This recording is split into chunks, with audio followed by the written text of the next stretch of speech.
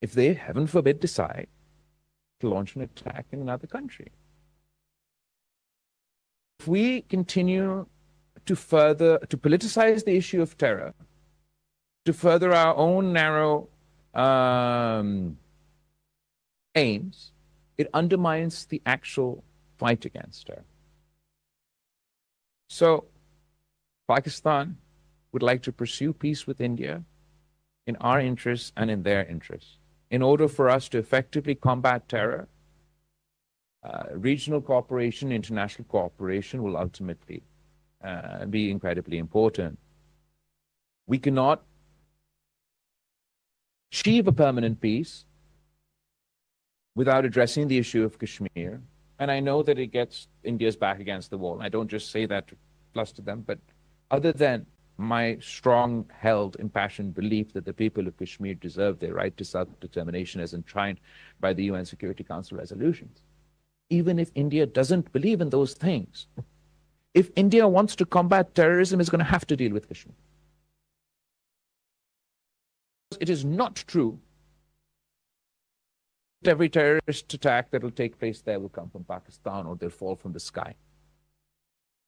Indians, Kashmiris will provide there are no Indian Kashmir. Kashmiris, Indians separately,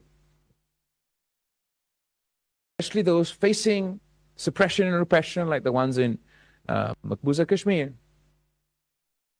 will react. They will be the cannon fodder for either an existing terrorist group or some new terrorist group or some future terrorist group. So we have to talk about Kashmir with India because it is the root cause of all our trouble. But also because if India is serious about combating terrorism, they have to create a more conducive environment in Kashmir. You can't cage an entire population and expect bulldoze their houses, find them with pellet guns, and expect them not to react. So we have to talk terror. We have to talk Kashmir. And finally, we have to talk water. No civilized country can endorse this move. In the age of climate challenges that are to come, water scarcity and water wars, or anyway, used to be a theory. India shutting off Pakistan's water supply is laying the foundations for the first nuclear water war. You've said that cutting off our water supply would be an act of war. We don't say it in a jingoistic manner. We don't say it with any relish. It is an existential crisis for us. Any country on the planet, no matter their size, their strength, or their ability, fight for their survival and fight for their water. India must abide by the Indus Water Treaty. The United States, other countries across the world must take a firm stance that they will not allow India to not only violate the Indus Water Treaty, but take their threat forward. You cannot allow this precedent to be set in the Pakistan context, because we'll fight the first war, but it won't be the last. If India is allowed to cut us our water, that means that every upper riparian with hostilities to a lower riparian now has a carte blanche. And if our dialogue and diplomacy and pursuit of peace are to be successful, if we are to talk to India, positive dialogue with India, make new arrangements, new deals, perhaps even new treaties with India, then surely they first must abide by the old treaties and take back their decision vis-a-vis the Indus Water Treaty. India has belligerently refused. They refused cooperation on terror, you saw it. The Prime Minister of Pakistan said, let's have an investigation. They said no. They refused President Trump's mediation, currently refusing dialogue. All that means is there'll be more terrorism, there'll be more war, and there'll be no peace. The Prime Minister of India and his government may want to damn his people to this fate. I refuse to damn my people, and I refuse to damn the people of India to this fate, which is why my delegation and I will be traveling from capital to capital with a simple message. We want peace. We need your help. Later today, we'll continue our activities, engaging with officials here in Washington, D.C. From here, we go to London. From London, we go to, I want to say Paris, but maybe Brussels and Strasbourg also, to Europe. And we'll keep at it until our neighbors realize that it's in their interest and in our interest to sit down across the table and figure out their hard issues. There's no military solution to any of our problems. And there's so much more that we can achieve together than we can achieve apart.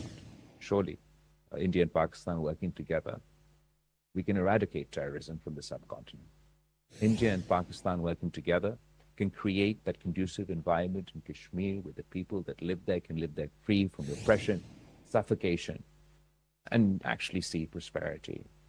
India and Pakistan's cooperation obviously would require the waters to flow freely, but but it should lead to broader cooperation. The challenge of climate change and water scarcity is a challenge for Pakistan. It's also a challenge for India. How are we going to face the coming decade? We've already experienced devastating floods, droughts, the manifestation of climate change in various forms. I believe Pakistan and India working together can meet that challenge as well. If we don't rise to this occasion, then let there be no mistake. Blame for the carnage, the devastation, the scourge that war leaves will lie at the footsteps of Narendra Modi and his government. You've heard today, I don't want to go into repetition, litigate our views on each other, think they're extreme. They think we're extreme. But, I mean, here in America, you witness it. There's Pakistani diaspora, there's there's Indian diaspora. We're not going to war on your streets. In the UK, there's a Pakistani diaspora, there's an Indian diaspora. We get on together very well. The problem within India and Pakistan at the moment is there's such a cutoff of any form of interaction. It's not just that our governments aren't talking to each other, our artists aren't talking to each other, we don't have the same people-to-people contact, business-to-business. We don't trade. I'll end on that note. Trade.